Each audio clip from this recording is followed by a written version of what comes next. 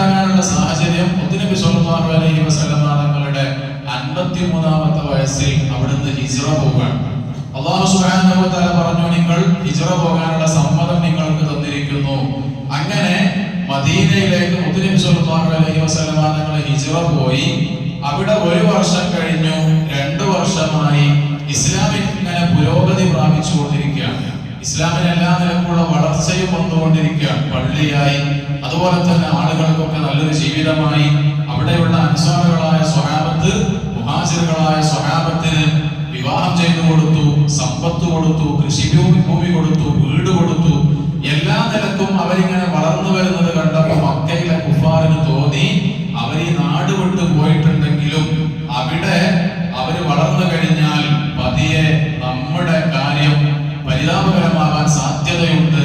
അതുകൊണ്ട് അവരിവിടെ ഉപേക്ഷിച്ചിട്ട് പോയ സമ്പത്ത് മുഴുവൻ സ്വരുക്കൂട്ടി അത് ഷാമിലും സിറിയയിലൊക്കെ കൊണ്ടുപോയി കച്ചവടം ചെയ്ത് അതിന്റെ ലാഭം ഉപയോഗിച്ച് അവർ എവിടെ നിന്നാണോ തുടങ്ങിയത് അവിടെ വെച്ച് തന്നെ അവരെ അവസാനിപ്പിക്കണം എന്ന് ശത്രുക്കൾ ചിന്തിക്കുകയും അബൂ സുഫിയാന്റെ നേതൃത്വത്തിൽ വലിയൊരു കച്ചവട സംഘം ഈ പറയുന്ന സമ്പത്തെല്ലാം കൂട്ടി ഷാമിലും സിറിയയിലും പോയി കച്ചവടം ചെയ്യാൻ വേണ്ടി ഇറങ്ങുകയാണ്.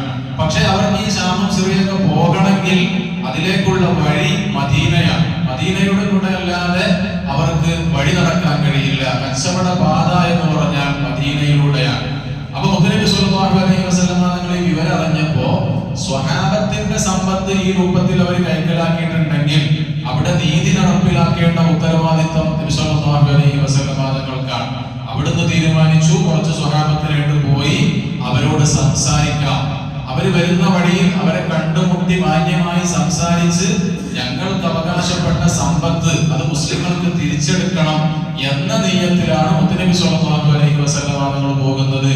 കയ്യിൽ ആയുധമില്ല, ആൾബലമില്ല എന്ന നിലക്ക് പോവുകയാണ്. പക്ഷെ അബൂ സുഫിയാൻ എന്ന് പറയുന്ന കച്ചവട നേതാവിന് കുറെ ചാരന്മാരുണ്ടാവും. ചാരന്മാരെന്ന് പറഞ്ഞ നിരീക്ഷകന്മാർ. പോകുന്ന വഴിയിൽ പ്രശ്നങ്ങളൊന്നുമില്ലല്ലോ എന്ന് നോക്കാൻ വേണ്ടിയിട്ടുള്ള നിരീക്ഷകന്മാരുണ്ടാവും.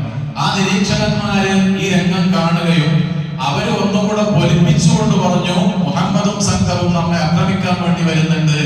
ഇത് കേൾക്കേണ്ട താമസം അബൂ സുഫിയാൻ ഉടനെ ദൂതന്മാരെ പറഞ്ഞേക്കാണ് മക്കയിലേക്ക്. കാരണം അവിടെ അബൂജഹലുണ്ട്. അബൂജഹലിന്റെ നേതൃത്വത്തിൽ ഒരു സൈന്യവുമായി ഇങ്ങോട്ട് വരാൻ വേണ്ടി പറയണം എന്ന് പറഞ്ഞ് അബൂ സുഫിയാൻ പറഞ്ഞേക്കാണ്. അങ്ങനെ മക്കയിലെത്തി. അബൂജഹൽ ഇത് കേട്ട പാതി കേൾക്കാത്ത പാതി ഒരുപാട് ആളുകളെയും കൂട്ടി ഈ പറയുന്ന ഭാഗത്തേക്ക്, അബൂ സുഫിയാനുള്ള ഭാഗത്തേക്ക് കടന്നു വരികയാണ്. അങ്ങനെ മുത്തുനബി സ്വല്ലല്ലാഹു അലൈഹി വസല്ലം തങ്ങൾക്ക് മനസ്സിലായി ഇവര് യുദ്ധം ചെയ്യാനുള്ള വരവാണ്.